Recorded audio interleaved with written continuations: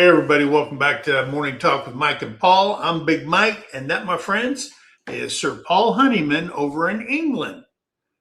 Sorry, Good morning.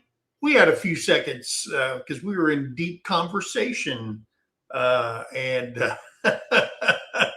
we can't talk about it on the air. But anyway, guys. I was talking about how I screwed over my ex. Oh, okay. So today we're going to be asking the big question on the show, deal or no deal? The United States and Iran have reportedly have reached an agreement, and they have digitally signed an agreement, okay, on the ceasefire, on everything. So they've digitally signed it on computers. Now they're supposed to meet. Well, the thing was they were supposed to meet today in Switzerland to physically sign it and have a ceremony or whatever. But the question is, will Iran keep its promise? Will the deal hold? Or are we looking at another temporary pause for the cause, if you will, before tensions flare back up? I don't know. They haven't kept their word in 47 years. I'm kind of leery, Paul, about is this just another way for them to think of another something to do, or is this going to hold? I don't know. Okay, when you've cried, I hope it holds, but I doubt it.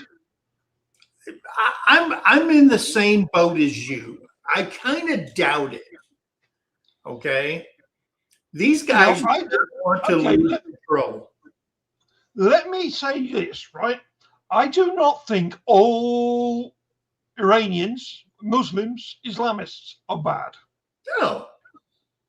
I do, however, think some people deserve to be wiped out. And I am going to say the Iranian ruling class, as it is, those that put themselves in power, need to be put at the bottom of the pile. Right. Because they have proven time and time again they cannot be trusted. And I agree. But if I was the Iranians and I knew what just happened, okay, they got the crap blown out of them. They have no military, no nothing to speak of. And Trump said, once we make this agreement and you renege out of that agreement and you do something stupid, what we just did to your country is nothing compared to what I'm going to do to you. Yeah. And he holds no ill will against the Iranian people. He doesn't want to hit their power plants because that will affect everybody in the country. And you're right. There are some good people over in Iran that want this regime gone. They want to live a peaceful life. Okay.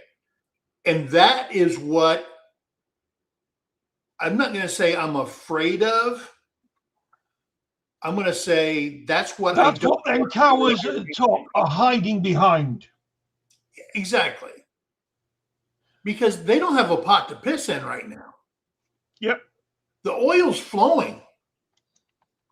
The ships are going out there as fast as they can. I know the oil's flowing because our fucking prices are dropping. Oh, dude, ours are dropping. It was up at 384. It's like 313. Yeah. Ours have gone down from 162 to 145. Yeah. Well, 146, I seen it yesterday. So that's nearly 15 pence per litre. Yeah. Unlike you greedy bastards that buy it by the gallon, we can't. Well, we price it by the gallon. You price it by the liter. Yeah.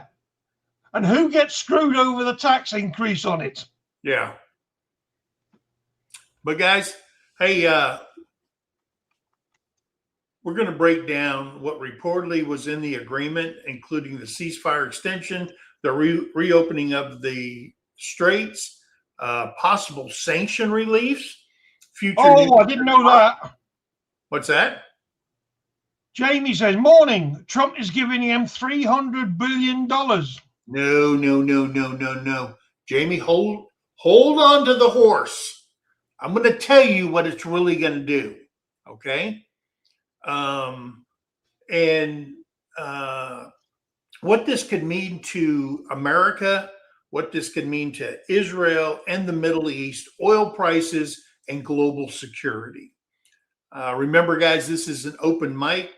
I have the link pinned in the chat. You can click on that and come up on panel and tell me what you think. Okay. Everybody's voice will be respected, and we want to hear from you because this is going to be real conversation, guys. All right. And, but for some reason, something inside me says this thing ain't going to stick because you can't trust them. Okay. You can't trust them. So let's say hello to the guys, people in the chat. I see Jovita Navarro. Oh, that's Hardneck. Hello, Wendy. Tinkerbell. Tinkerbell. There's Jovita Navarro. Hello, Jovita. Hola. My mod sister. There's Jennifer. Jennifer. There's Aurora Littlefield. There's Jamie. I hope I get to see you this weekend. This next Daryl's weekend. in here. This weekend. Next weekend. Virginia Alexander. Hello. There's my favorite Karen. All right. I should have started at the top, right? Yes. And I'm watching the bottom. Okay. There's Debbie Drock. Hello, Debbie Drock. Debbie Drock just says, I'm in a grocery store. A robot just ran into me. A what did? A robot. Oh. Well, I hope you're okay, Debbie. Hey, there's Winnie. Hello, Winnie. Thank you for sharing us out. Let's see. Did I see Tamara in here? Yes, I did. Yes, you did. There she is. Hey, there's Deborah Spikers in here. Hey, Good not morning, your daddy. Good morning to Daryl. you. Yes, that's Daryl. Who? Daryl? Daryl. Oh, Daryl. I'm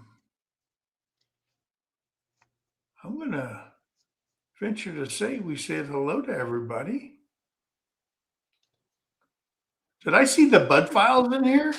The Bud Files, yes. All right. Good morning to y'all. Guess I skipped over it. I didn't see it. Terry's awake. Good morning, beautiful. Good morning, Paul. Good morning, everyone. Hey, and oh, by the way, I just want to let everybody know Terry and I are going to Freedom Weekend over in Arkansas. We're staying at an Airbnb. We're sharing the cost with Tim and Dana Mason. Okay. And it's like you just want to see their grandbabies. And it's basically 10 minutes from Jeff's house at Bobblehead. So we're going to do that thing. But on Friday, July 3rd is Terry's birthday.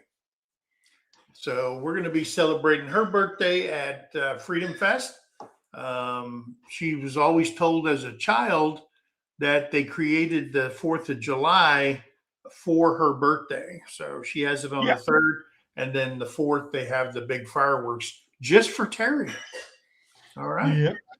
And that works out great for this man because this man will not be available next Friday for morning talk. Yeah. Because he's going to be spending 24 hours with his granddaughter.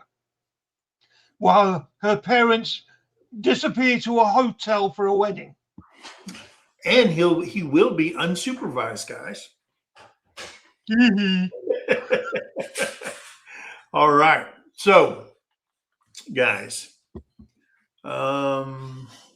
Jovita says, Buenos dias, Terry. Buenos dias, Jovita. All right. So, guys, just to start off, and I really encourage you to come up here and talk to us and voice your opinion. But we're going to talk about some key talking points, and I'm going to give you the explanation behind it as we go through. First of all, what is the U.S. Iran deal supposed to do? All right. And I got this information directly from State Department, from the Department of Defense, and the White House pages. Okay. The main purpose of the reported agreement is to stop the fighting and create a temporary framework for a longer-term settlement. Reports describe it as an interim deal that would extend the fragile ceasefire and begin a new negotiation window rather than immediately resolving everything through a major dispute. That makes this a pause and negotiate a deal more than a final peace agreement. Okay? Because you can't just go from bombing the shit out of somebody to stop and you walk away. You've got to build that framework and make sure that all the parties are doing what they're supposed to do within the framework of this agreement. Okay? And like I said earlier, Trump has already given Iran the ultimatum. If you break this, okay, if you break this, I am going to destroy your country. You haven't seen anything yet. And he said it. He said maybe not that word for word, but that's what he's saying. You haven't seen hell until you break this agreement. Okay? Now, I know, and you know, Israel is just biting at the bit for Iran to screw up. I'm sure they probably have already worked out, hey, if this doesn't work, this is what's going in there, and this is what we're going to take out. Again, Trump doesn't want to take out the power grid because that affects everybody. He doesn't want to take out the water facilities because that would kill people not having water, especially where they live. Okay? He doesn't want to do that. Basically, what he's doing at the minute is he's going after the military and leaving the civilians alone. Yeah. And I will tell you, don't think that Pete Hegseth, the Secretary of War, and his whole staff and the president have not worked out a counterattack to all this. All right? Because I'm going to tell you something. I feel bad for the people. I feel bad for the families of the 45,000 people that the Iranian government had wiped off and killed because they protested their government. And again, I've said it before, I couldn't imagine our government going into, let's say, Minnesota. You remember when that was burning down, Paul? And going in there and just killing everybody. I can't imagine that. That just doesn't click in my brain that a government would do this to their own people. Okay, but they did. They're evil. Okay, They're calling themselves religious clerics or whatever the hell they're called, and they can do this to their own people. You know, nobody matters to them. All that matters is keeping control. So that's what the deal is supposed to do. Okay. So YouTube, piss off. what? Sorry, happened? mate. Why? I was answering Jamie, and YouTube does not like me saying that Pakistan are mad. Hezbollah are mad. Because Jamie says her son says Israel are mad, are they? No, they're not. Israel are trying to defend their borders, and Pakistan and Hezbollah are the ones that are causing all the shit, because Pakistan is not a legitimate state.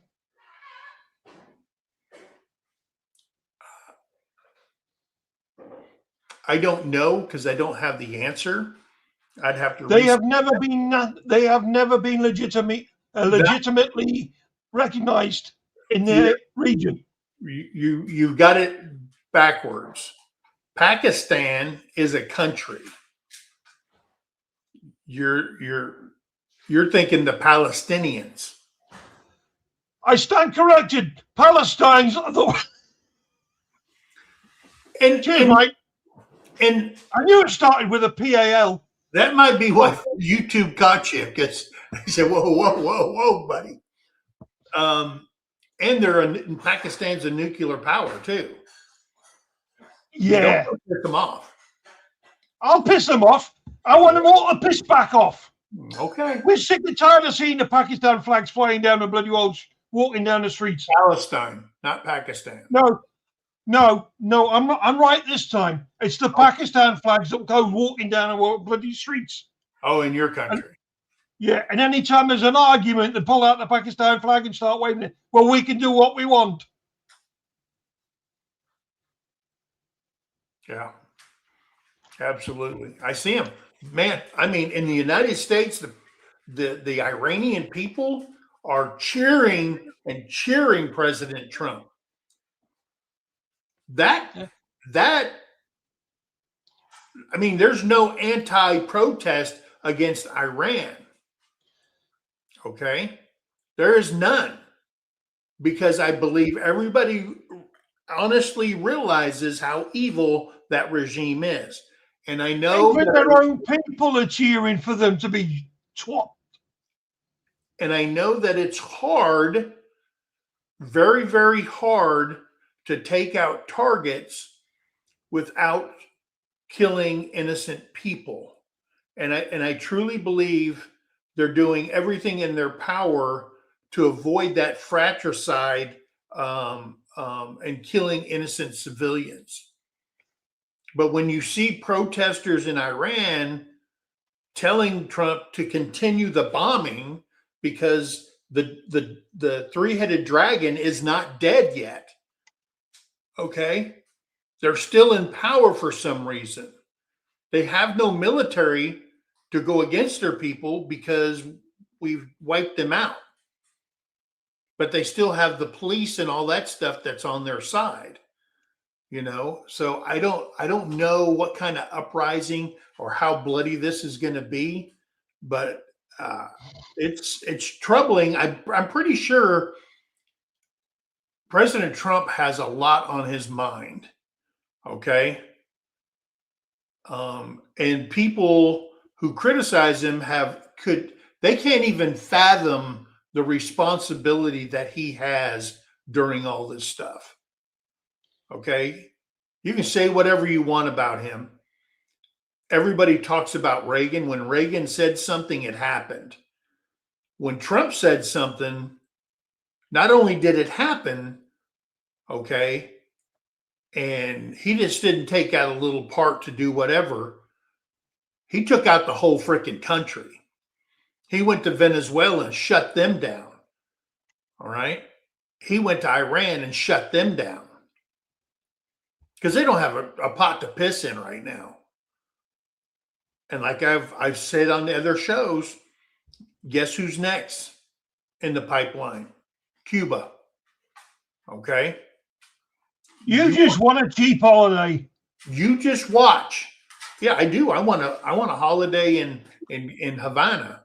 Okay. I want to do the dance. All right. Havana Unana. That's what I want to do. So yeah. So number two, the 60-day ceasefire extension. One of the biggest reported pieces of the 60-day extension of the ceasefire. This gives both sides time to work through technical details, specifically nuclear restriction, sanction relief, regional security. The discussion point here is whether the 60 days is enough time to build real trust, or whether it's simply a delay for the next rounds of the conflict. Okay, that's why they're given this 60-day in the agreement. All right, let's get our shit together. All right, let's talk about this. Let's make agreements and stuff like that. So they've given them 60 days. All right. Hey, Rice Lewis, how you doing? Good to see you. There's Jolly Huggers. There's Jolly Huggers. And good morning to you. And something we do need to address in case we forget Monday. Happy birthday, Jan. Oh, Jennifer Ocean? No, Jan. Oh, Simply Jan. Jan. It's her Okay. birthday on Monday. Oh, okay. She says she won't be attending the festivities next week. She's spending it with her family. Oh, okay. All right. Okay. So the next thing on the agreement, okay, guys, is the reopening of the Strait of Hormuz. The Straits is one of the most important oil shipping routes in the world. Now, when I watched one of the programs, I think it was like Face the Nation or something like that, they were talking, and Pete Hegseth was on there.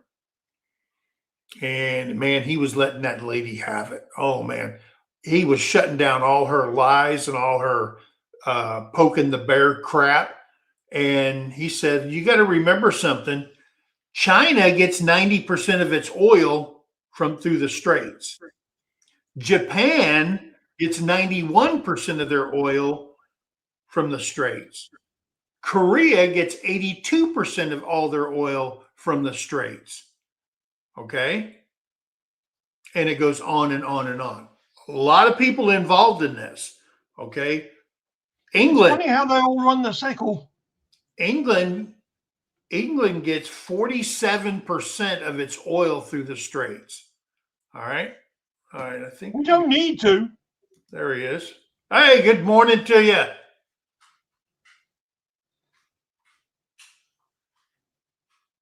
Oh.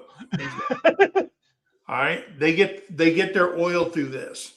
So, and like we said before, that oil prices are fixed on the global market, not per each country. I think it should be per each country because we have so much oil. We're selling more oil than we actually use in the United States. Hey, good morning, Sterling. Hey, thanks for having me. I can hear you now. Okay. So now in June, you've seen the prices from 384 here in Oklahoma shoot down to 313 in the last couple of weeks because it's globally fixed. And the price of oils is in the $70 range right now. Because before, when it jumped up, it was like $100 and something a barrel on the world market. Now it's steadily going down because the Navy has parted the sea and has let all these oil tankers out. That's been sitting in there for what, 2 months or more? All right. So that's why the oil prices are going down.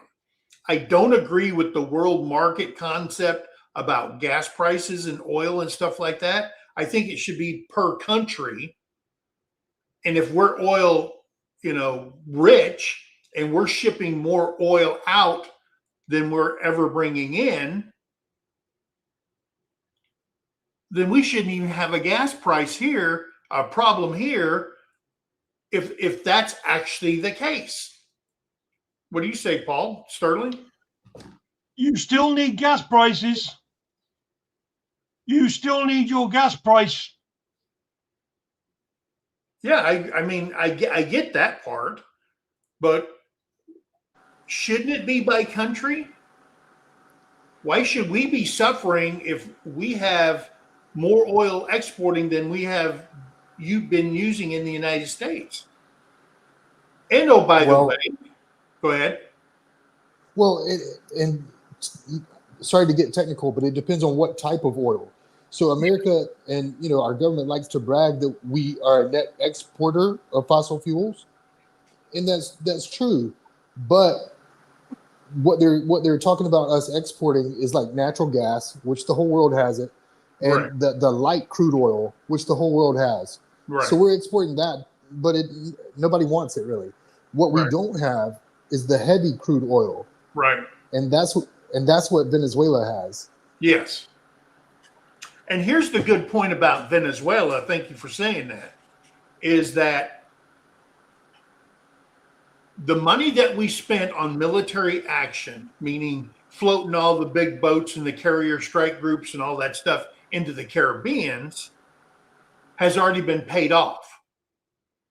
And it's been paid off because we took Venezuelan oil, okay? We've taken that, sold that off at market value, and Trump has paid off the entire military cost for that action in the Caribbeans.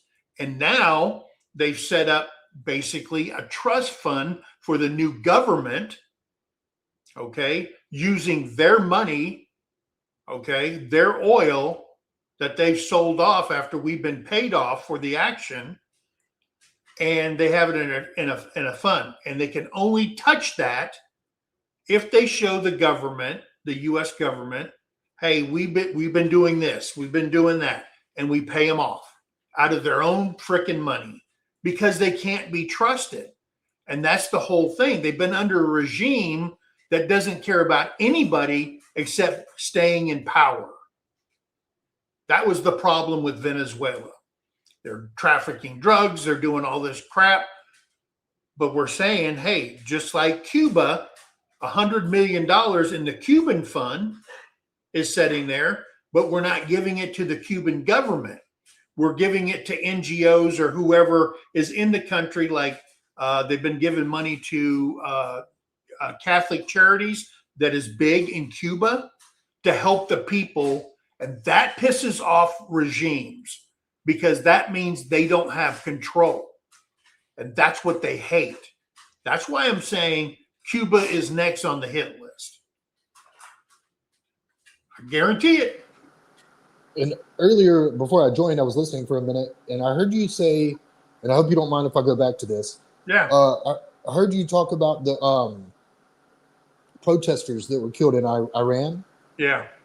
And I think I heard you say that it was like 45,000 of them. Yeah. That's what was reported.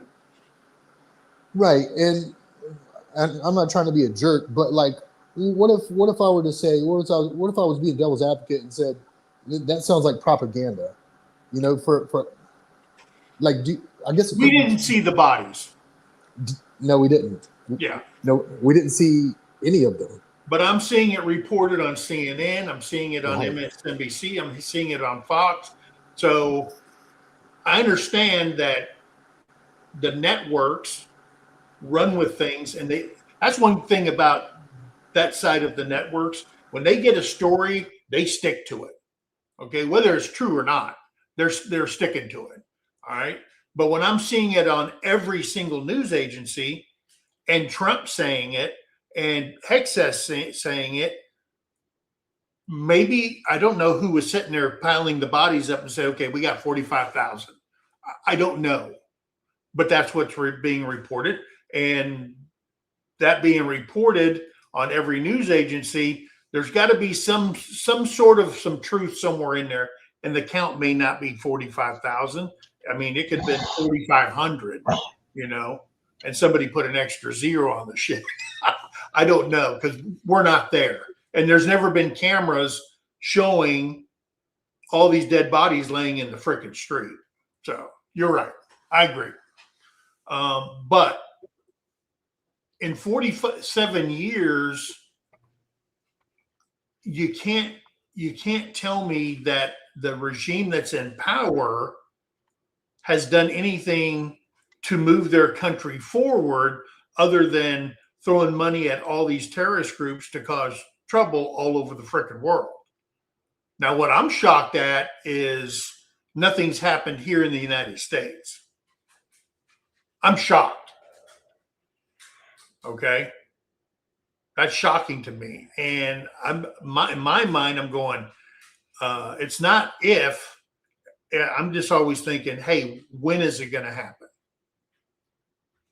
Because remember 9/11, we were just totally, we had Blindsided. freaking idea. And when it happened, we're going, whoa, where was our CIA? Where was the FBI? Where was all this stuff that's supposed to be infiltrated all these groups in the United States? Because there's more people, so many people working for the government that nobody even freaking knows their name. They just report stuff. You know what I mean? It's like infiltrating a biker group, a 1% group. You know, that's what they do. And that took us totally off guard. So I'm just thinking, when is it going to happen? Paul keeps freezing. Now he's got his mouth open. So it could claim energy markets and reduce pressure on the oil and gas prices, but shipping groups and foreign governments still appear concerned about safety, tolls, enforcement, and whether the waterways are truly secure. You can't, I don't know if you can 100% guarantee that they've taken out all the mines out of the straits. We don't know. We got mine destroyers. I'm sure they've been dropping explosives over the side, you know, day and night, and we're paying for that to open that up.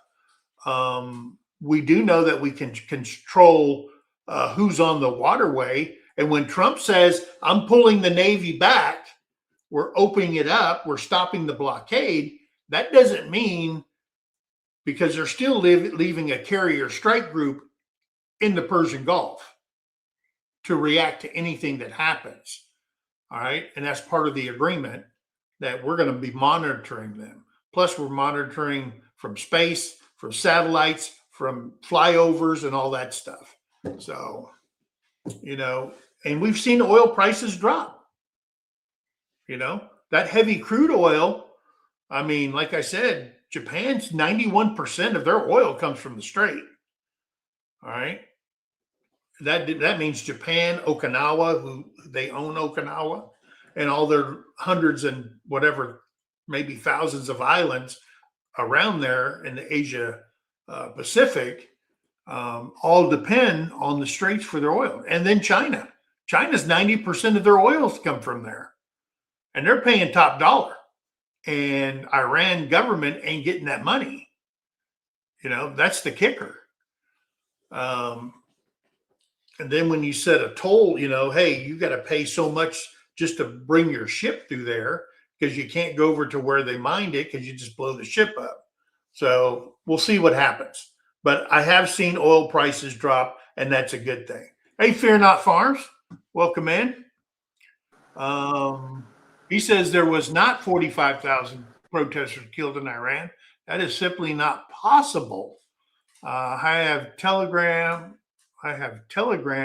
I've seen death and destruction all around the world. I have not seen any evidence of that in Iran. I agree.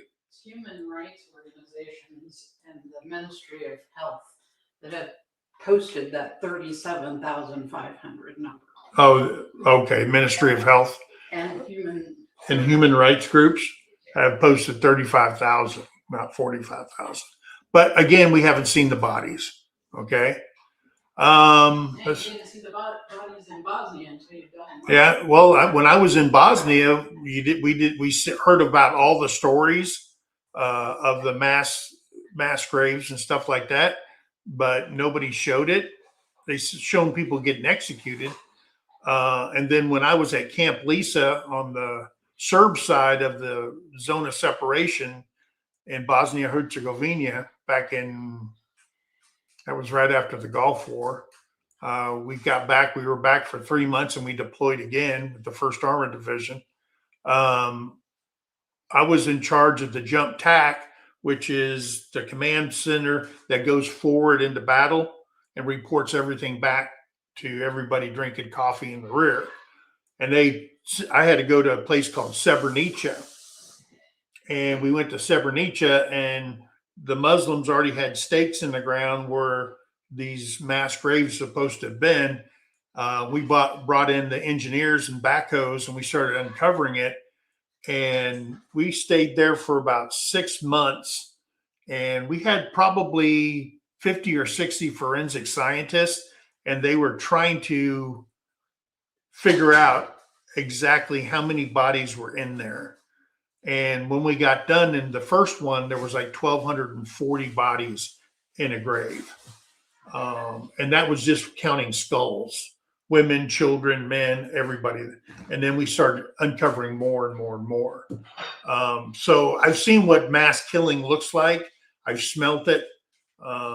It gives me nightmares from watching this. So yeah, 45,000 is a lot of freaking people. 35,000 is a lot. So yeah. So I know if you say you've seen it, I've seen it firsthand, and it's an eerie feeling. Well, thank you for your service. Yeah. But like, I would question, like, what motivation does our government have to make up such a thing if they did? Yeah.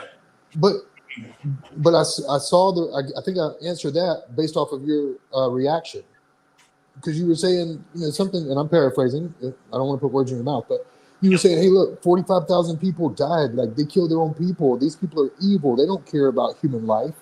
And I feel like that kind of dehumanizes them in a way that makes it easier for us to, drop bombs and stuff.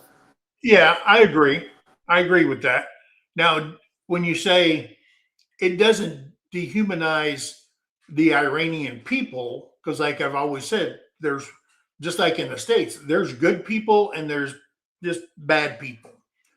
But I don't think that the regime is taking their own people into account. They're just, they're subjects. It's kind of like a king. These are just subjects and stuff like that. Let me add these people back to the stage. Hey, good morning to you. Hello, everybody. Hey. So it's just kind of hard to believe that something like that would happen. That's a beard. That is a beard. That's what I'm working towards. So I just want to say one thing about regime change, specifically in Iran. Yep.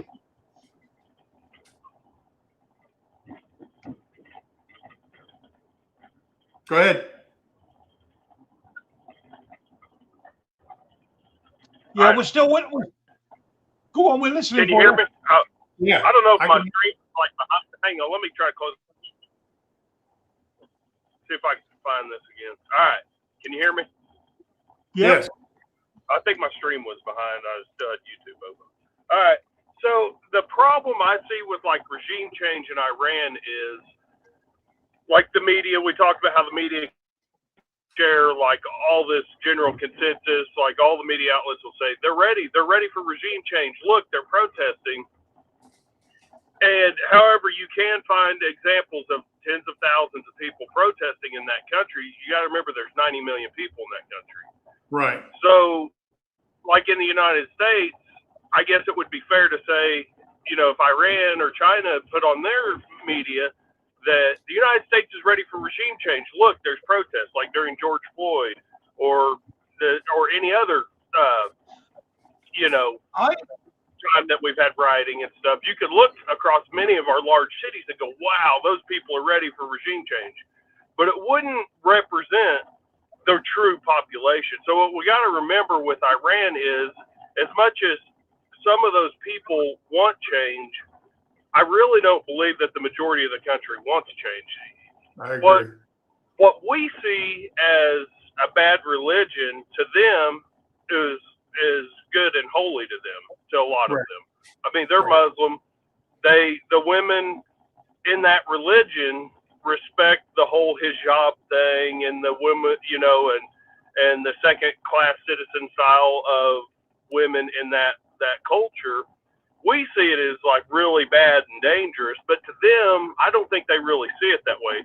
So when we approach something like regime change, we need to understand it more from their culture than ours. I just don't think that it's a viable option because like I said, there's 90 million people, and we don't truly know how many of those people support a change and how many don't. Yes, I agree. I agree 100%. And the other thing is do you need that regime in power to continue worshiping or living within your religion? No, you don't need them. You can have a democratic government or have another Shah of Iran come in, like, you know, basically the king of Iran, just like they have the kingdom of Saudi Arabia and all these other places, the royal families. You can still have that. And you don't have to be, you know, my first concern is making money and sending it to Hezbollah and Hamas and all this stuff to continue the destruction of Israel. You don't need that in your government. I'm sure even people, hardline Muslims that live in Iran, want, you know, peace in the world, you know, and in their country. I think that the majority, hey, I don't like the Muslim religion a whole lot. I'm a Christian. I don't agree with a lot of them, but I really do believe that by and large the majority of them want peace and they don't want wars. They don't, you know, they have families too. You know, they have kids. They don't want their kids. Yeah, and then the other part of it is and principalities that ultimately create the evil and the chaos in this world. But I think I don't think that's unique to their country. I think that we have wickedness within our own country, and I think that all the destabilization and stuff across the world is a shared problem. I think there's just a lot of wicked people that have authority in all countries, and I think you know, if you could set religion aside, I think that a lot of people could find common ground. And hey, I've got kids, you've got kids, you know, but it's just not going to happen until the Messiah returns, the second coming. Until then, we're not ever going to have full peace. Amen. Amen. Well, we'll have a simulated peace at some point just before, but it's not going to truly happen until the second coming. Yeah, I agree. Hey, so number 4, ending of or easing the U.S. naval blockade. Another reported part of the deal is the U.S. Easing or ending the naval blockade as Iran reopens the straits. This is where both sides are trading pressure for promises. The U.S. gives up a major point of leverage while Iran is expected to allow safe passage and return to negotiations. The question for viewers is whether America should lift pressure before Iran proves compliance. Don't do it. Do not do it. I think knowing who you're dealing with, I wouldn't take my thumb off the back of their necks until I start seeing true change in the country. Yeah. You can still monitor I'm all gonna of. hop off here. I got to get some stuff done before the rain comes in. All right, brother. Thanks for All right, coming in. you stay safe. I think that you shouldn't take your thumb off the back of their neck until you actually see true compliance, and then gradually, not all of a sudden, just open it up and it's freaking free willy time. You know what I mean? Yep. You wanted to say something, Ben? I'm just saying, a lot of people don't remember, because a lot of people that are on YouTube are younger and they don't remember or know that in the 1970s and back, Right.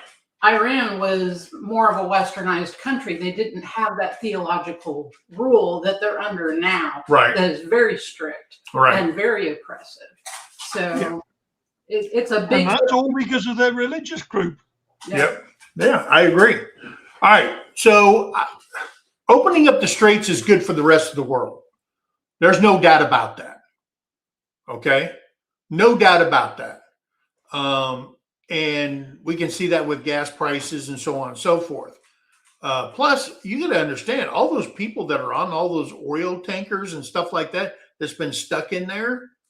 I mean, I don't know. Was the Navy giving them food and water? Because I'm sure their stocks were only for the voyage to go there and back, and it wasn't supposed to take an extra 2 months. You know what I mean? So I don't know how that was all taking place. But anyway, hey, there's a comment here. Not your daddy said, I'd like to hear Paul's 2 cents on Starmer's handling of this mess. Now I've already given my 2 cents. In Bear Cave. Go ahead. I have already given my 2 cents on this on a previous morning talk. He just wants to hear me screaming Keir Starmer's a wanker. Yeah. We all know that Keir Starmer's a wanker. We all know he should have been left in the bloody old condom at birth. Yeah. He's a lawyer that should not be in politics. The old saying, the best part of you ran down the cracker. The best part of you ran down the crack of your mama's thighs. Okay. Yeah, that one. Number 5 on the list in this agreement, Iran's nuclear program. The nuclear issue is the heart of the deal. Okay. Reports say the technical talks would focus on Iran's enrichment activities, disposal or removal of highly enriched uranium, nuclear weapons, deployment concerns, and long-term inspections. This is likely the most important part of the entire agreement, because any weakness in verification could become deal's biggest failing point. Okay. And in the agreement, it says we'll have no, and it will not purchase any nuclear material. Okay. None. So we'll see how that happens. Are we going to send people in there? Are we going to, watch them dig it up and then, take it to wherever? I don't know. Where do you take that much uranium? I have no freaking idea. We're going to put it in a cave in New Mexico somewhere, because that's what they used to do with the power plant, all that radioactive water and stuff, and then barrel it up and stick it in caves and wherever the hell they're going to do it. Or do you put it on a rocket and send it out to space somewhere? I don't know. You use it to power things. Well, yeah, I mean, you could probably use it somewhere else in the world. I mean, look at Nuremberg. Ye who wins the war makes all the rules. You know what I mean? But that just makes you as bad as the ones you've taken over from. Well, I get that. But look, who controlled all the trials in Nuremberg? We did. There was no neutral party somewhere, It wasn't conducted at The Hague, where all these liberal people from all the European countries go and put people on trial. Yeah, we did it. We hung them, shot them, whatever it took in the sentence. So yeah, the nuclear program is the biggest point within the agreement that they've got to abide by. Meanwhile, Tulsi is about to drop a bombshell. Ooh. Oh, I'd like to drop a bombshell on Tulsi. Yep. Sanction relief. That woman hot. Sanction relief and frozen assets. Reports suggest Iran could receive economic benefits, sanction relief, or access to frozen assets if it meets specific obligations. This is a major debate point because sanctions are one of America's strongest tools. Some will argue sanctions relief is necessary to get Iran to cooperate, while others will argue Iran should not receive financial benefit until full compliance is verified. Well, number one, you can't do stuff without money. Okay. I guess as a regime, you can tell all the workers you're going to start working and you're going to do this and you're not getting paid for it. All right. Basic slave labor. But they have got a ton of money in banks around the world that we have frozen their money. Okay. And one of the things that was said in the chat was that we have $300 million that we're going to be giving to them for reconstruction. That's not true. If you've seen what it says that there is $300 million that Qatar, Saudi Arabia, Kuwait, Iraq, all the neighboring countries around the world have contributed money into this fund for reconstruction. Trump has promised that not one dime would come from the United States. Now, behind the scenes, if he does the same thing as they did in Venezuela to pay off the debt for the military action, taking the oil or the money from the sales of oil out of the Strait of Hormuz until we're paid off. That's what I truly believe. That's a smart move. Okay? Because there's trillions of dollars worth of oil that's flowing out the Strait of Hormuz. All right? And I'm thinking, hey, if it's Iranian oil, heavy crude oil, yeah. We take that, we sell it at the market and recoup the money for military action.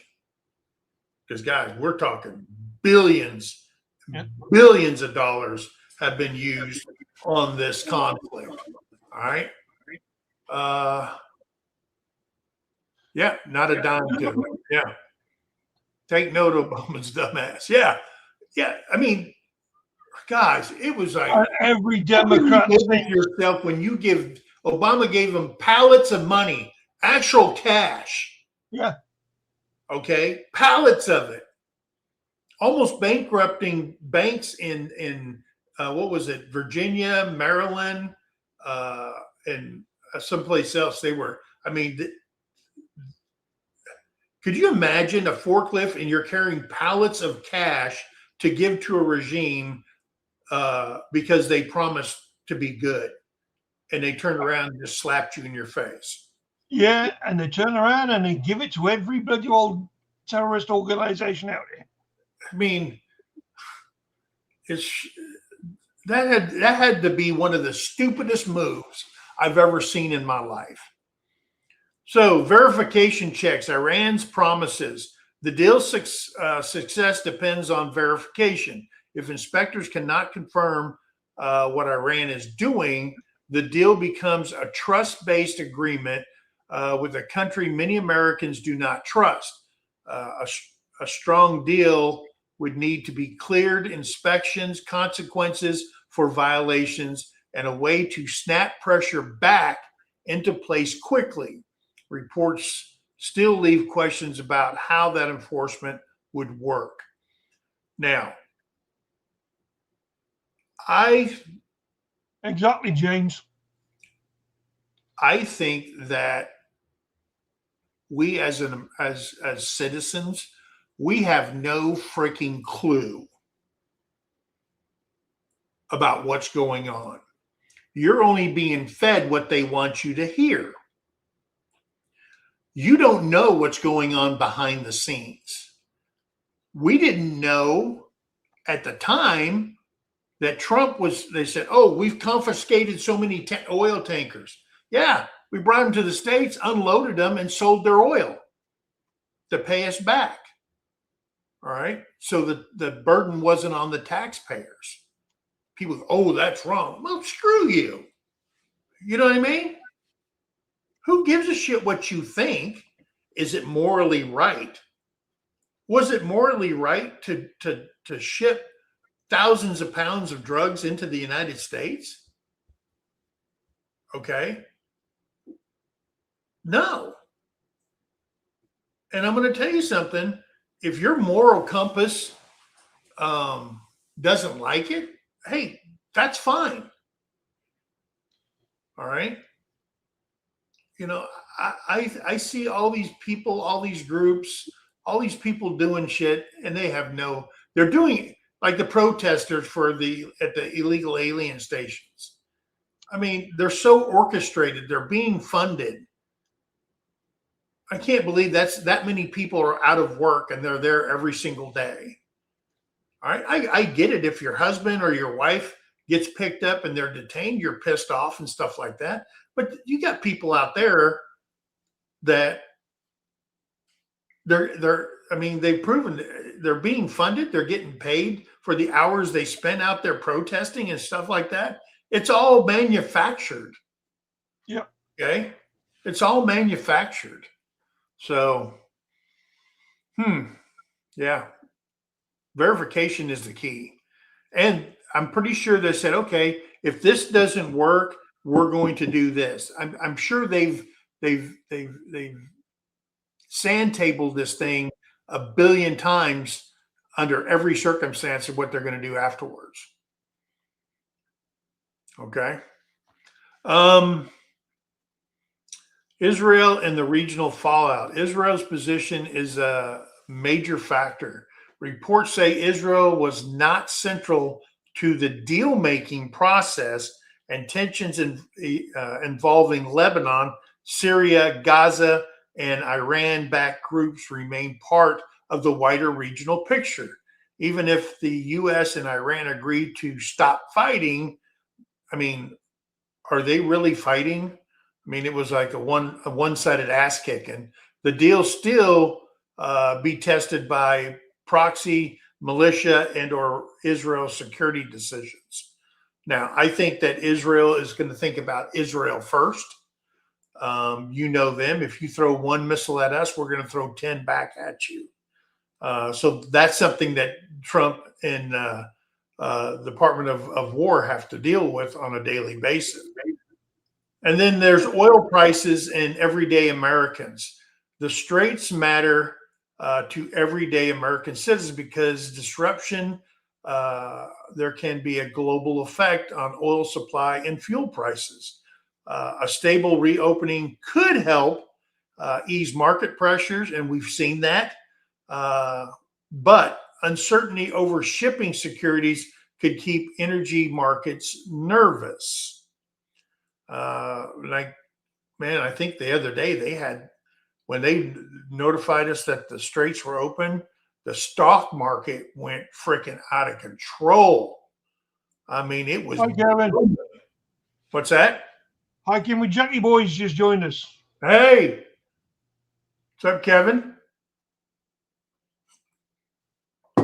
So, the 11th part of this is this peace, or is this peace or just a temporary pause? This is the big picture question. A framework deal can be a first step towards peace, but it can also be a short-term political fix. Whether it works depends on whether Iran follows through, whether the United States holds firm on enforcement, and whether the regional actors, that means everybody in the Middle East, avoid action that could reignite the conflict. All right. They're not known in the Middle East for being cool, calm, and collective. Everybody knows that. Before you go any further, Jamie has a suggestion for next Friday. If things get boring at 4th, do a live with Jeff and let's talk Trump and the great GOP running the country. She'll make popcorn. Who's Jeff? Oh, Jeff at Bobblehead. Yeah. Oh, I'm going to tell you something. Bobblehead, you think Bobblehead's just out in the country, and Bobblehead, he's a smart man. If you've ever had a conversation with him about politics, dude. Maybe that's why Jamie said it. It's like the world according to Bobblehead sometimes. So finally, who is paying for reconstruction efforts in Iran? This was a big thing. Everybody, reconstruction and blah, blah, blah, we're more taxpayer dollars. One major question is this reported U.S. Iran peace framework is who's paying to rebuild Iran? Based on current reporting, it does not appear to be a straight U.S. taxpayer-funded reconstruction plan. Instead, reports suggest the deal could create a reconstruction and economic development program worth at least $300 billion, involving the U.S., the regional partners, which likely means Gulf countries around Iran could be asked to do, which they have. They have promised, we're going to be putting this money into one pot, and we're going to handle the reconstruction, meaning, okay, we want to build another water plant. We want to build whatever, blah, blah, blah, whatever. Then the money goes through, they get all their materials and then they're paid, and then building the stuff or reconstructing or building new harbors or whatever they have to do for reconstruction, and to help out their own people, which is something they haven't done in 47 years. Okay. And like our guest said, 90 million people live in Iran. Okay. And the majority of them live and want to live by their religious standards. Okay. And that's fine. You can live within your standards. Okay. It's just like in the United States. But if you think a different way, don't force your religion over on me. Because maybe I want to go to Burger King. Maybe, hey, they're going to build a Burger King in downtown Tehran or a McDonald's or whatever. All right. I'll walk in. I'm sure there's not going to be a pulled pork stand somewhere, but why? Why can't you help out the people? You know what I mean? Why can't you build housing for your people that's suitable for your people? Why don't you improve your water sourcing? All right. Improve your electrical grids. That helps your people. All right. Why aren't you importing food? Your people have been under sanctions for years. Okay. That's why the Iranians in America who used to live there are cheering Trump's praises for doing this, because they've come to other countries around the world outside of Iran. They're going, wow, This is the way we could be living. Oh, wow. Thank you very much, mate.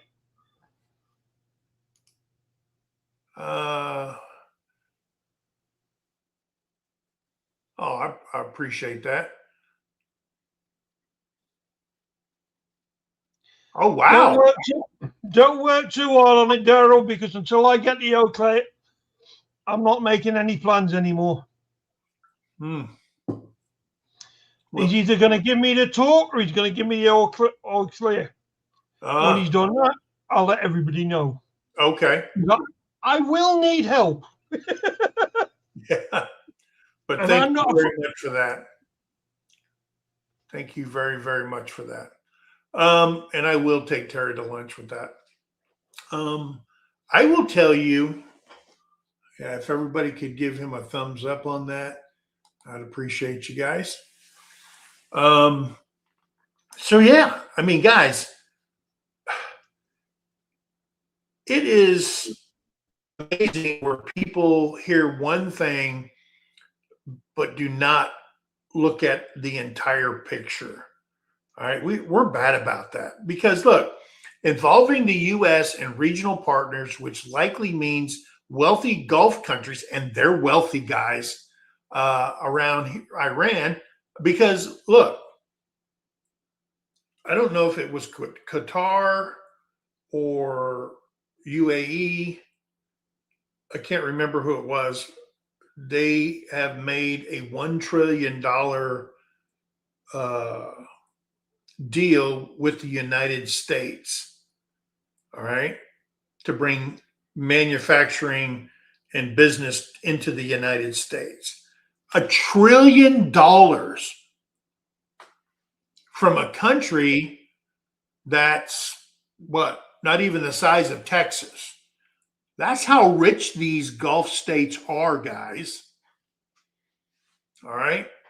I mean, I remember back in 90 when I was talking to some Saudi military guys, and I said, we were talking, I said, well, how much do you guys get paid?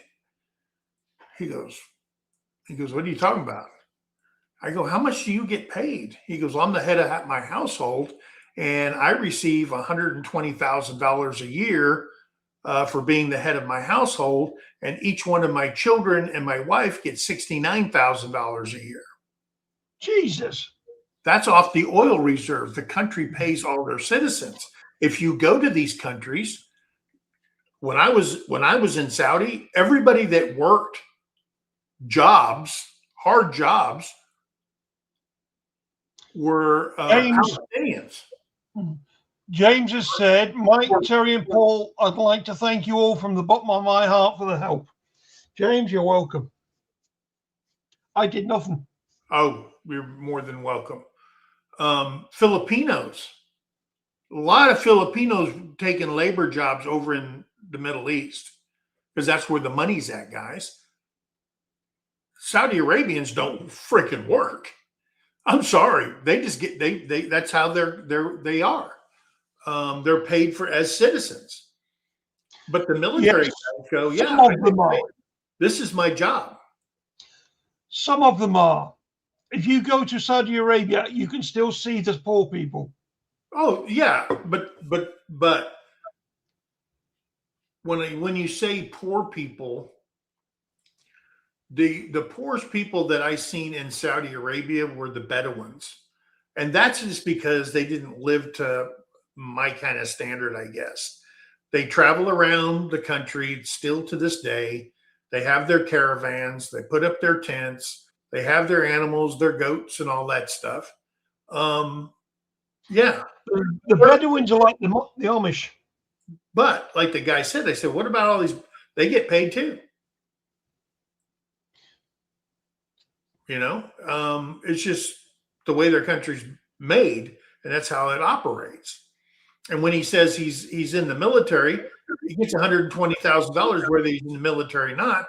But that's what he does for a living for his family. So they receive all that stuff. Do they have a military that could really do damage? No, none of the Gulf states do. All right. But because I've been there, I've seen it. You know, I was in a Well, helicopter. I think there was a lot of damage done when they set their oil fields afire. I was down there in 1991. I had to redeploy back down there for the no-fly zone, and I was with a attack helicopter battalion, and we flew downtown Kuwait after we had cleared everything.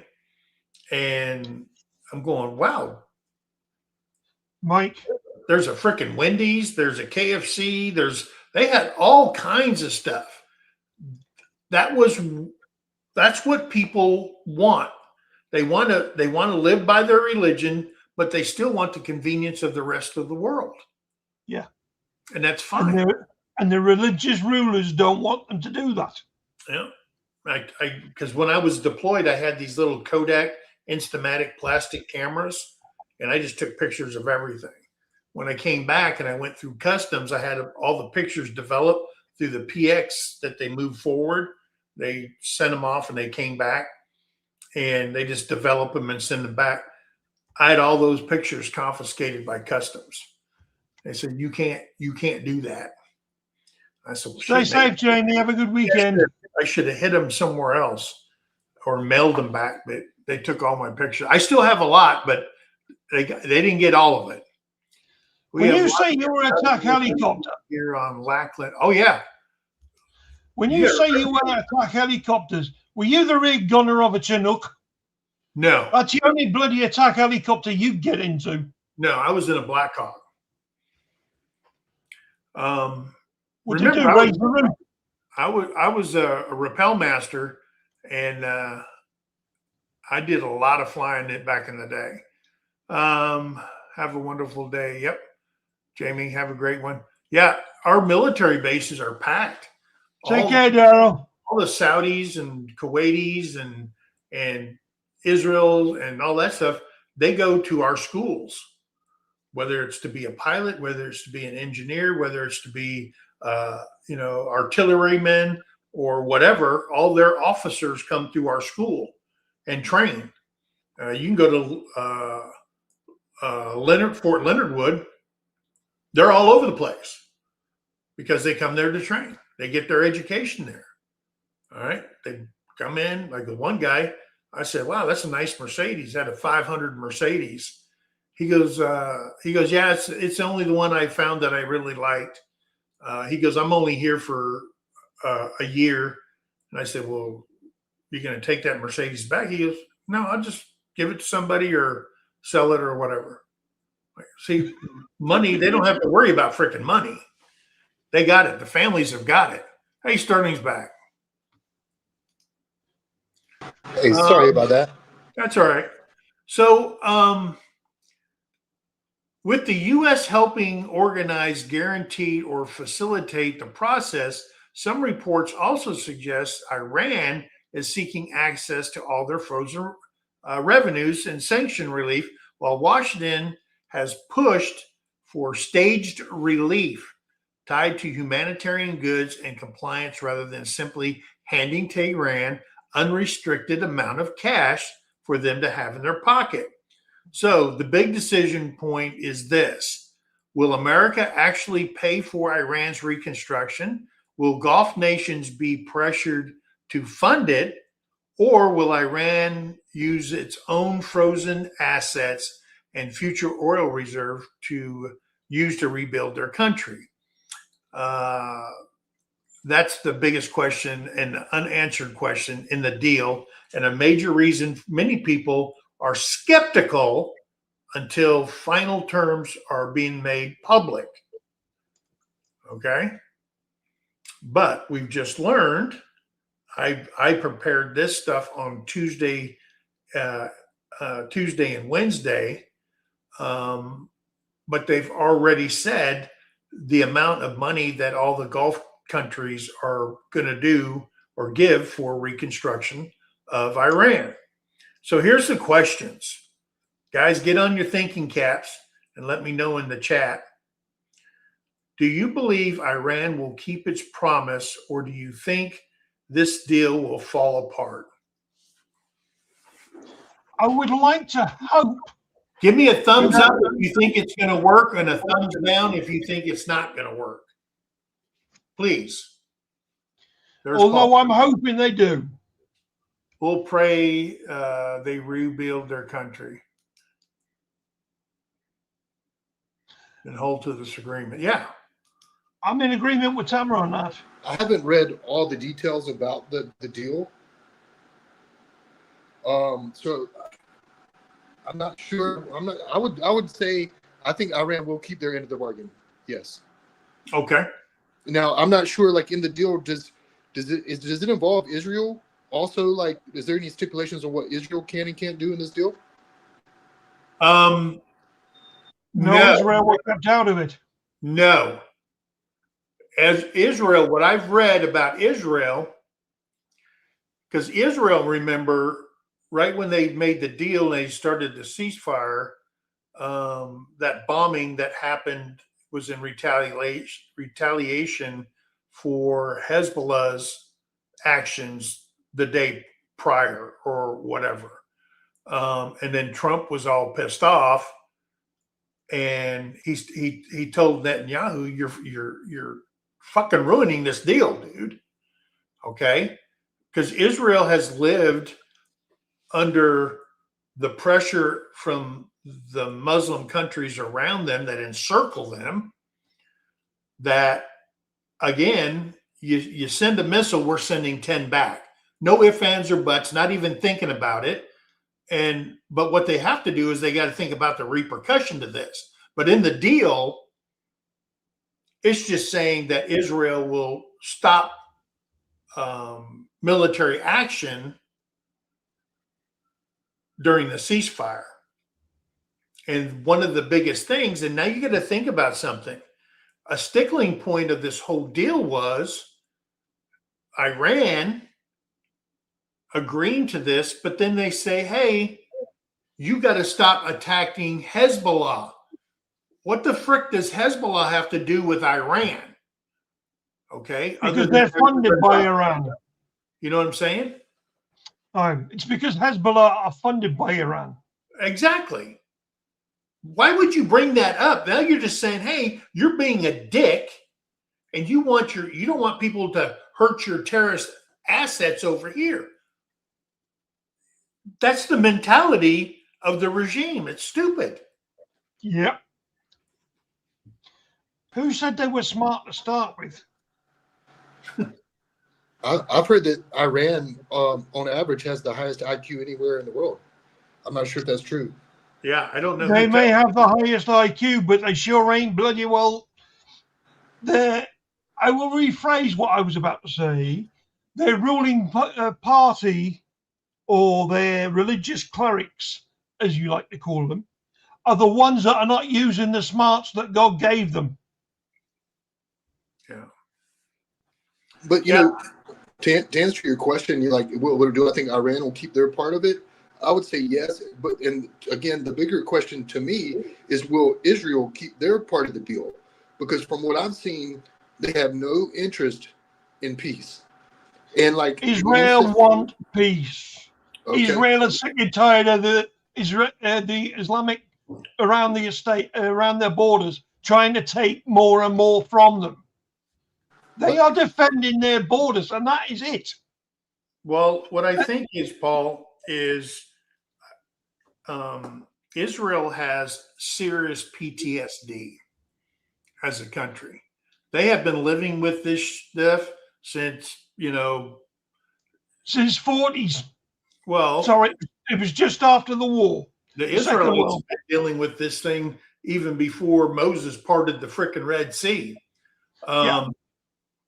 So this is a cultivated people.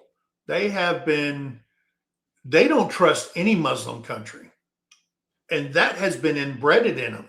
And it's the same thing with, the Muslim religion in countries where in the States you go, okay, this family's Catholic, this one's Baptist, this one is Southern Baptist, and this one is, Pentecostal, and there's all these religions, and they all call themselves Christians under one umbrella of being a Christian. And we are raised to think a certain way. The same thing in the Muslim religion. This is from birth, okay? Just like us. But this is all they've known. Yeah. All they've known is fighting with Israel or between themselves. I mean, this has been going on for freaking centuries. This is inbred in them. This is how they're raised. This is the way they're thinking. That's why you can't have somebody, a Jewish person from Israel and somebody from Palestine in the same room trying to get along and even in a conversation. I watched that one from Penn State. There's a professor.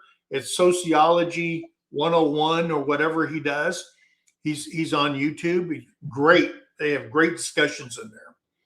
James says the same thing.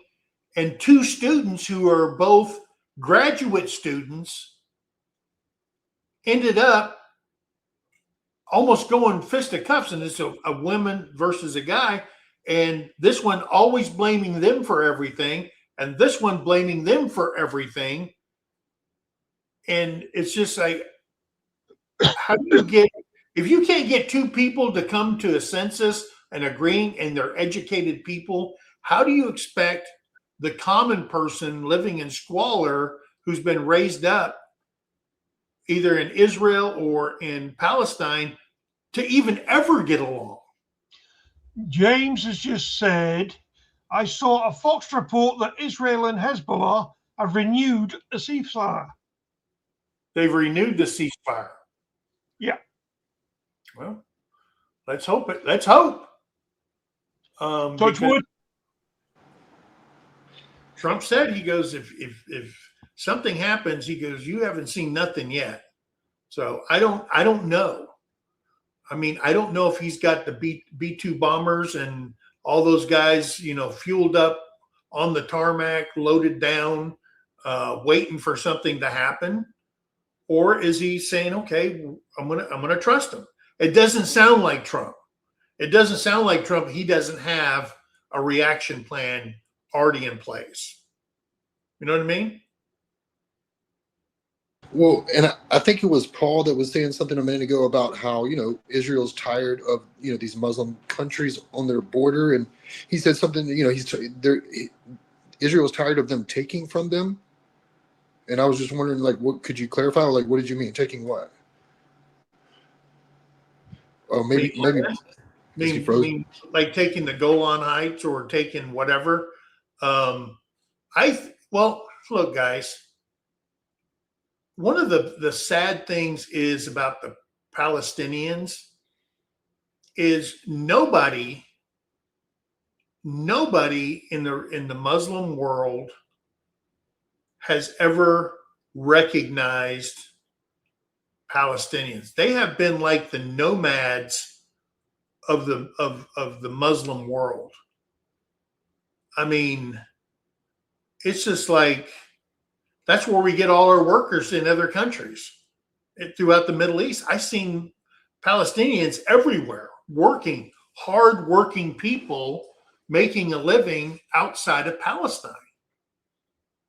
And at one time during history, the area that is now Palestine was giving to them like a holding place for them.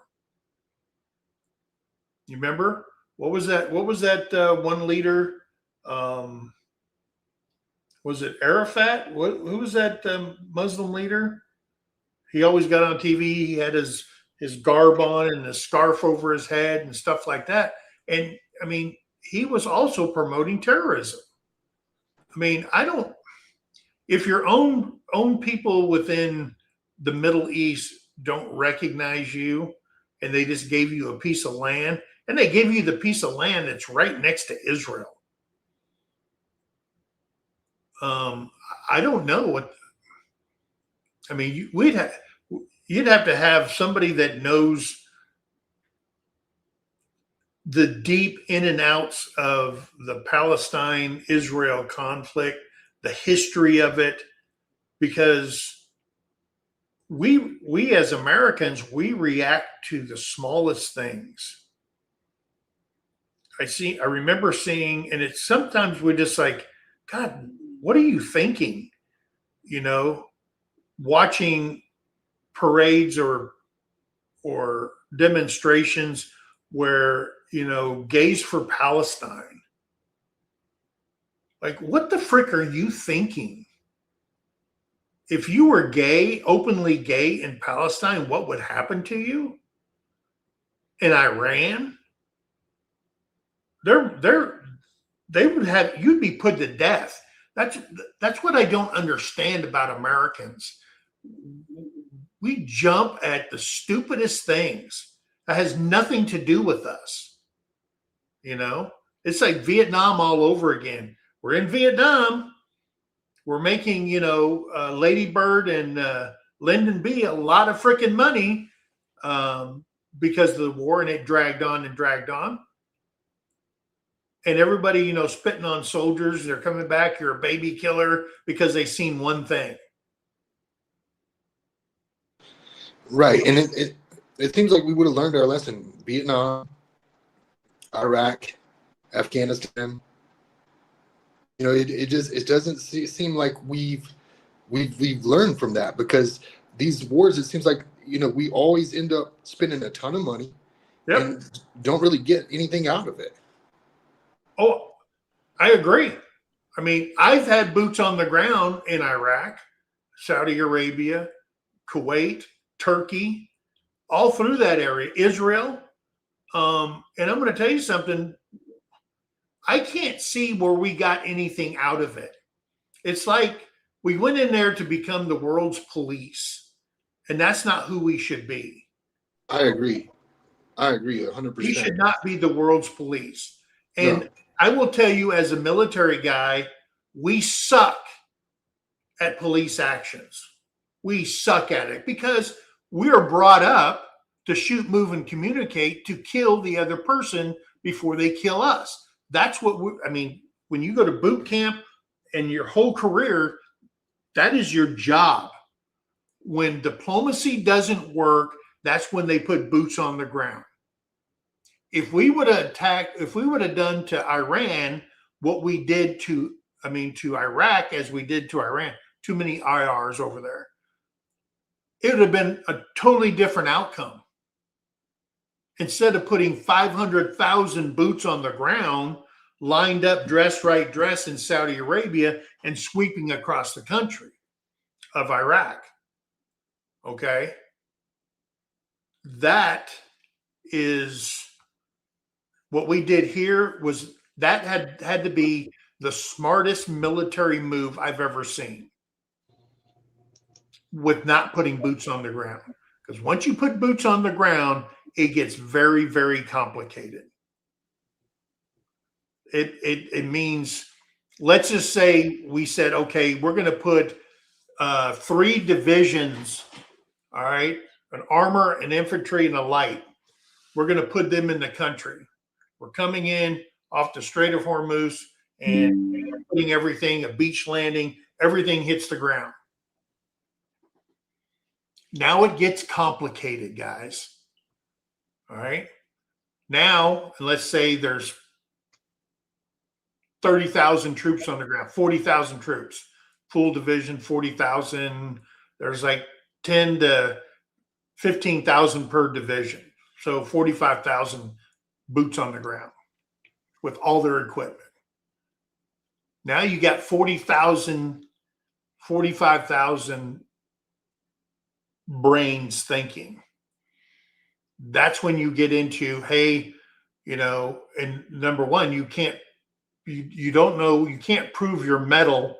You can train and train and train and train, but once you get on the ground and all of a sudden you hear something whizzing by your head or explosions going off, you do not out of all that training you've done, know how you're going to mentally react to that. I seen guys that I thought were freaking gung-ho leaders crawl up in a ball, scared shitless, while fucking Joe the ragbag over here in second platoon is the freaking hero of the battle, you know. And then rules of engagement. They put so much restriction. Okay, rules of engagement. I've seen rules of engagement that were 3 freaking papers long. Yeah. And you're reading it and you're going, what the frick did they just say? All right. I've got to ask permission to engage somebody that's already shooting me. That's the stuff that we saw. Yeah. And it was all bullshit. But when you put boots on the ground, that's when it really, really gets complicated. And I'm so proud that they didn't do that. Okay. Army, other than people in Iraq and these other countries that were Army, I mean, and they're getting bombed on, that was the only involvement that they had. This was an Air Force and Navy thing. Okay. And what they did proved that nobody's untouchable in this freaking world. So I always side with the soldier. I'm untouchable. Come and get me and prove me wrong. Yeah. And I'll get over there. one thing I will tell you is I lived by this my whole military career. We train for war, but we pray for peace. We do not want to go to war. That's the last thing. I want to go into the military. I want to do my 4 years, get my college tuition, and get the hell out. A lot of people do that. They just join to get their $60,000 for college. They don't want to go over there. They don't want to, die and bleed out on somebody else's ground. They'd rather be home with their families, go on vacation, do all this other shit. That's not a vacation, trust me. What is a vacation? It's when you go somewhere and you never come back. That's what I learned. No, that's immigration. Yeah. But yeah, they fought a very intelligent attack. And I'm not going to call it war because it was one-sided, guys. Yeah. The Ogar war machine is being dismantled. They have paid for both sides off the war. Since the late 1800s, America was infiltrated in early 1900s at every level of government. Yeah. That's what I'm saying. I mean, one of the things our government does is, and everybody says, well, you got to vote the bad people out. Well, then the new people that come in, they get acclimated to the way Washington truly is. And over time, they become the problem again. All right. Now Take care, Tim. Have a good weekend. We are at the breaking point where Congress is going to have to get involved. That's why Trump wanted this deal so bad, because he knew Congress eventually would have to come and play to sanction ongoing escalations over in Iran, because he's hit his time mark, his 60-day time mark. All right. And I've never seen something happen so fast in 60 days, other than the Gulf War, when we had 500,000 people online, swept across the countries, and it was over. You know what I mean? And I think in the past he was up on this deadline and called like a temporary ceasefire, and then maybe that just restarted the clock. Am I right about that, or no? I don't know that. It just says that the president has the right for 60 days. He doesn't have to notify Congress about it. It has to be security of the United States, yada, yada, yada. But for continued escalations, he has to get the approval of Congress. and Congress has to declare war. Because the president can't declare war, only Congress can. And with who we got in there right now, guys, Trump could say the sky's blue, and one side would say no, it's gray. I mean, they got Trump derangement syndrome. I get that. He's living in their brains rent free, and he enjoys that. I get it. He enjoys it. You know why he's living there? Because he's a businessman. He's not a politician.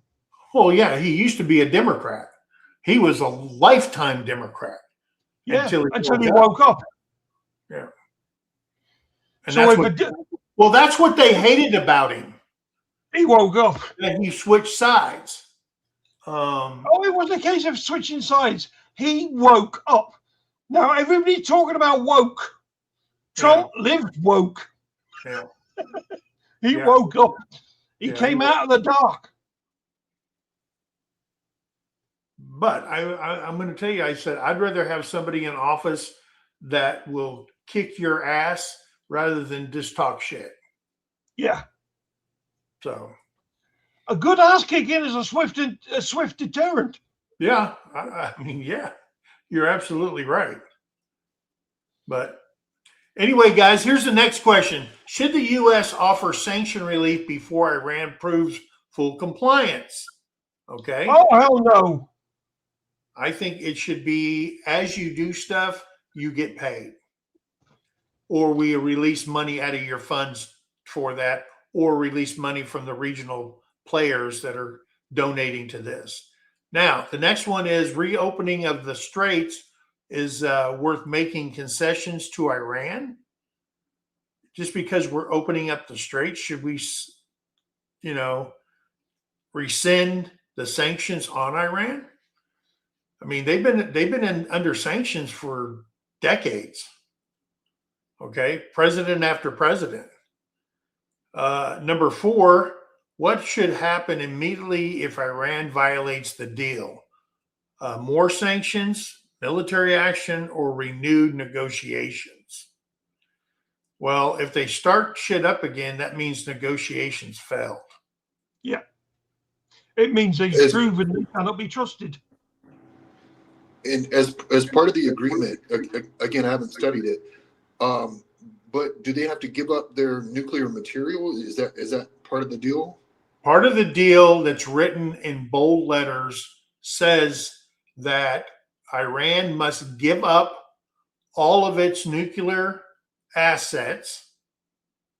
They're not allowed to have a nuclear weapon, and they're not allowed to purchase nuclear material for that purpose. And that is the heart of the entire deal. Now, it doesn't say, because they have to work this through, how are you getting to that stuff that's below the earth that we dropped all those 25,000 pound bombs on? If you remember that happening. Yeah, the bunker busters, I think they call them, right? Yeah. I don't know how they're going to get to the stuff. I mean, that's something you have to work out. Smarter people than me. I wouldn't want to be on the team that has to excavate that stuff, because you're talking about nuclear material that's been blown up and it's down in the earth. Or maybe it didn't reach it and we just buried it. I don't know. Nobody knows. Okay. But that's in the heart of the deal. Absolutely the heart of the deal, because the clerics can't be trusted with that. And they've already threatened. I mean, they were a month away from it. They attacked them, and people go, well, how do you know? We got people on the ground everywhere. How do you think we killed their supreme leader on the attack downtown? Because we have people on the ground and they're saying, hey, they're going in for a meeting, and we wiped them all out with a pinpoint bomb that went in and destroyed the entire building. We got people all over that country. Don't think the CIA isn't thick as ticks over there, or Mossad or whoever is in that country. And that's how they're feeding us the information to know where all the players are. So, and that's one thing I never really understood was how did we come to find out that they had some, like enriched uranium? Like, it seems like we would have had to go down under there and test it, right? well, that I don't know. Right. I don't know. We had people that were scientists that were there and they were reporting to somebody else, or people knew that were working there, posing as workers within the facility. I don't know. And I'm sure they would never release that either on, who's They who. sent Jason Bourne in. Huh? They sent Jason Bourne in. Well, yeah. uh, Can any deal with Iran work without strict inspection and verification? I would say you have to have that. Yeah.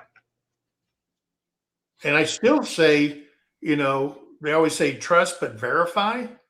Yeah, you can say, okay, we trust them to do it, but we're going to verify that they're actually doing it. I think that's a must. Yeah. Now, should Israel have had a bigger role in the negotiations? I would say no. And here's my reason, and then I'll get to y'all. My reason is they're too invested in the hatred towards the Iranians. Yes. And when you're invested to the bone like that, I think you need outside negotiations. Yeah, have a say so, but to be directly involved face to face, yeah, I can't see that being a positive thing. But I think they should have a role in it. Yeah, and it begs the question: why were they left out? Yeah, that's the whole thing. Now, I believe that Netanyahu trusted Trump that in the negotiations that, stop freaking killing the Jews like they've been trying to do since time began. Okay? Just leave us alone. Let us live here. Leave us the frick alone. How hard is that? So, wonder how many Jews have been killed. yeah. Well, you remember they've been killing each other since, they said, hey, we just landed in the land of milk and honey. When the Israelites, they got out of bondage, they screwed up and worshiped idols, and then they wandered in the desert for 40 freaking years till all those people that did all that were dead and gone, and their offspring could move into the land of Canaan. I don't know. Did the area where Israel, did it look different other than what it looked like today? I don't know how you can say that was milk and honey. I don't know why they chose it. I guess they didn't. God chose it for them. If everything is to be believed, but then they've been hammered ever since. They said, who's this taking land down here? And then we had the Christian wars, and there's been more people killed over religion than all the wars put together. Hundreds and thousands of people during the Crusades. It was crazy. I just, I would just politely and kindly say thanks for having me. This is a great discussion. I love this type of discussion, and I subscribe to your channel, and I'll definitely be back. Yeah. I feel like the proportion of Israelites killed versus Palestinians isn't even close. I feel like there's I agree. Yeah, and just to be clear, they've killed way more Palestinians. And I will tell you that a lot of Palestinians were killed.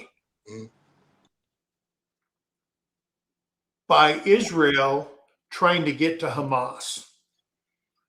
And when they uncovered, weapons strongholds under hospitals and schools and apartment buildings and all their network of,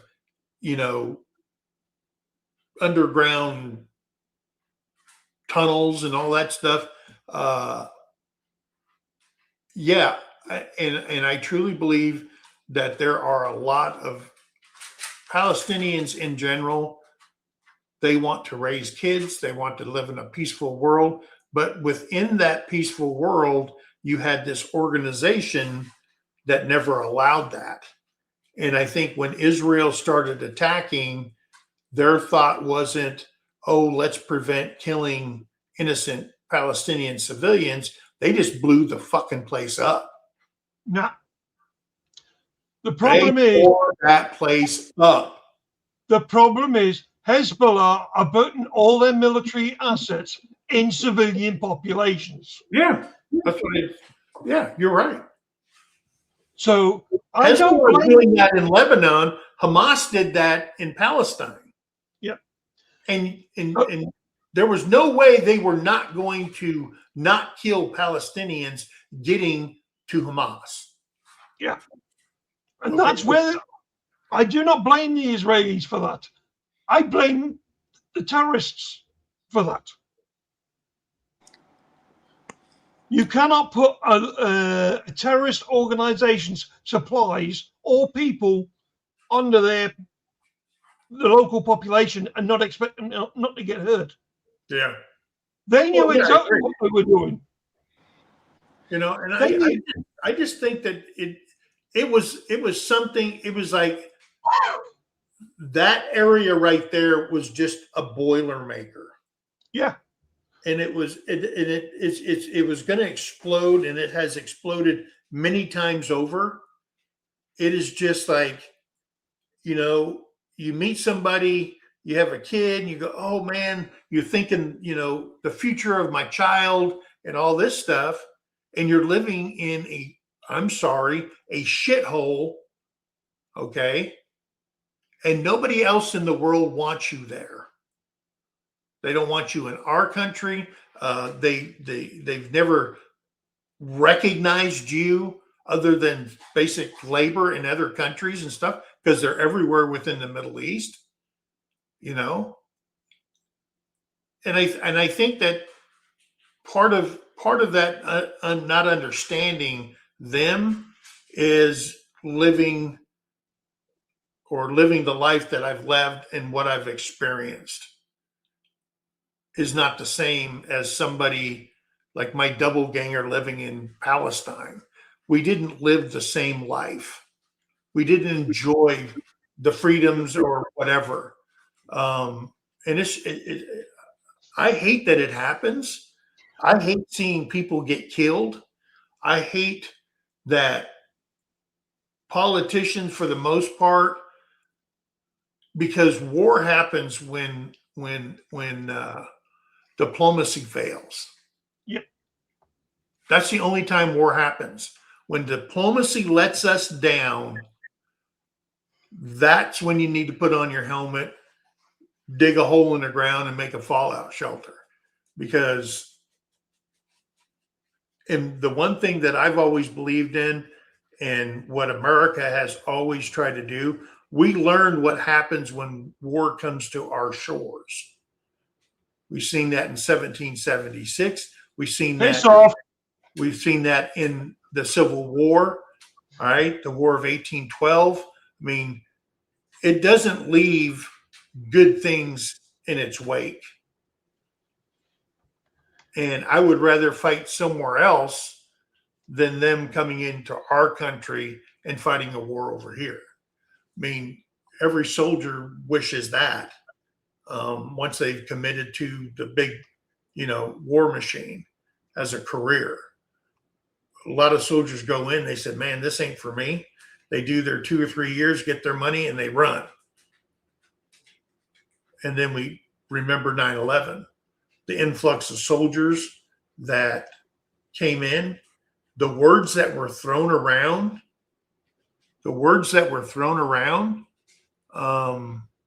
when they hit, the word Muslim was, I mean, nobody told everybody, hey, you know, that's racist and that's this and that. Everybody was doing it.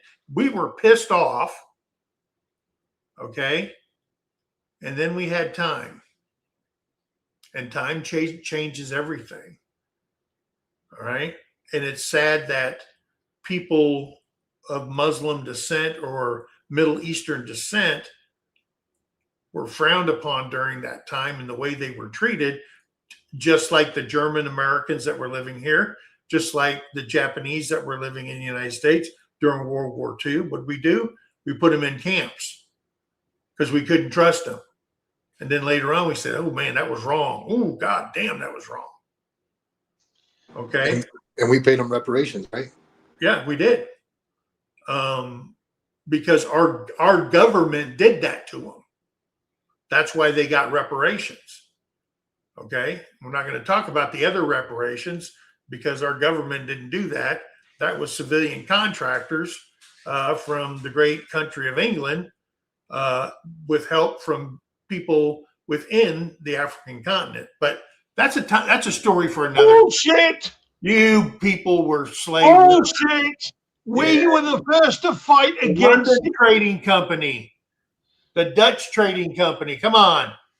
We were the first to fight against it. Well, you were. You absolutely were. But anyway, that's a time and another date. And guys, in leaving this conversation today, think about this. Do you think this is a real peace deal or just a 60-day pause before the next conflict? I don't know. I'm hoping it's a solution, but I'm not banking on it. I kind of look at Iran like that one kid in school. He wasn't big, he wasn't strong, but if somebody picked on him and he fought, even though he was getting his ass whooped, he just kept coming back. That's the way I see them. I see them. So you see Iran as Captain Steve Rogers. I just can't trust them. My heart won't trust them. Okay. I don't know why, but I think because after 47 years,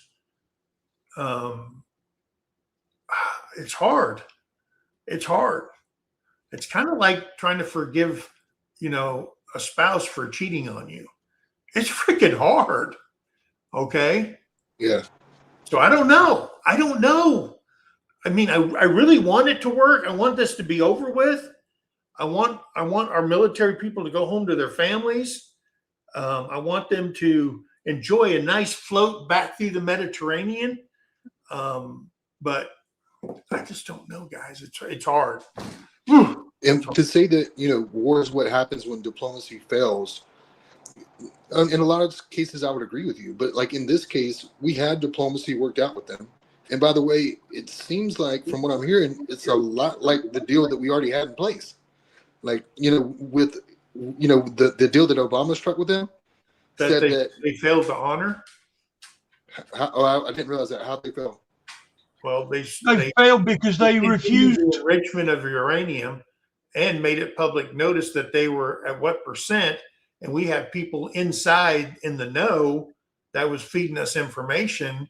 We're going, holy crap, they're getting way too freaking close, because he probably talked to, nuclear scientists and said, whoa, if they're at that level. And then they said, hey, we have munitions that can reach 2,500 miles. Well, what comes in 2,500 miles? All that in the Indian Ocean, the whole entire Middle East, Europe. So what do? They kept saying they were complying, but they wouldn't let inspectors in. So we blew a hole in the earth and collapsed everything and probably killed everybody that was in there. Who knows how many smart minds were down there in the rubble? I don't know. But I don't think they've kept their promise at all. I And think Obama was the biggest fool going. it was the dumbest thing in the world to send pallets of actual cash to a country that we knew was a state sponsor of terrorism. And that we knew they were already enriching uranium past the point, way past the point to use it for nuclear power. And as Well, James said, I don't with know. Obama, We're not going to come to Jesus on this part. You know what I mean? as James has just says, when Obama was in power, it was the Muslim Brotherhood supporting the Muslim Brotherhood. Well, I don't know. Well, he's the first Muslim president you ever had. Well, yeah, I don't know about that, but I don't We know. know about that. It's been proven. He was born and raised Muslim. where? His dad was Muslim. Okay. Yeah, he was born with his mom in Kansas. Yeah. Or Hawaii or wherever the fuck he was born. I don't know. Yeah. Don't care. He's already gone. And he just Yeah, opened him and his boyfriend. the library. Okay. But yeah, when we say Obama gave them pallets of cash, again, like it's exactly what Trump is going to do. We already talked about it. He's going to send like 25 billion over there, and by the way, it was their money that we stole from them. Sorry, both of you are shaking your head. Go ahead. It was unfrozen money that he's going to release to them. Right, their money. Just to start out, but that money is going to be regulated. And if you listen to the part here in the deal, that all money will be time released when they start doing stuff and they're actually improving the infrastructure and the reconstruction, then money will be released for those projects and stuff like that. We're not giving them the $300 billion that their oil money and the Middle East players have donated to this cause for reconstruction. So we'll see. We don't know. Only time will tell how this is going to turn out. Is it going to work? Are the people in Iran going to wake up to a brighter future? Only time's going to tell, guys. We right here cannot sit here and, predict the future. All we can do is comment on what's actually happened. So who knows?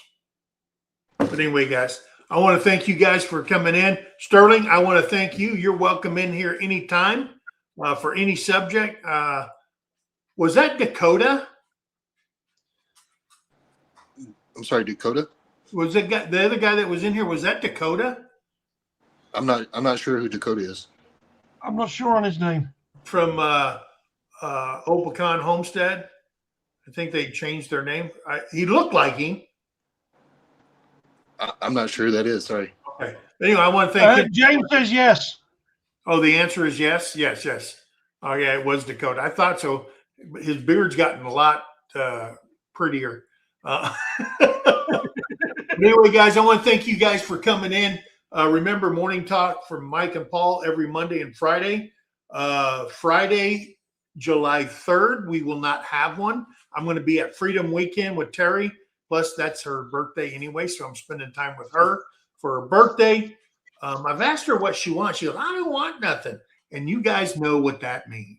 If I come with nothing, yeah, that's I might as well get kicked in the nuts. But anyway, guys, remember, be kind to one another, help somebody in need, and always think of that, guys. Love you. Jennifer says Obama's original name is Barry Muhammad Saboot. Okay. Thanks for having me, and right. I'll be back. Y'all leave Obama alone. Let him enjoy his library. No, it's paid for by the taxpayer. God bless you. We'll see you on the next one. Bye, guys. James just said Uranus fudge. Man, James, why did you bring that up? I was just starting to like James, I never said a word. I was going to, but now I don't have to. We'll see you next time. Bye, guys. Stay safe, everyone.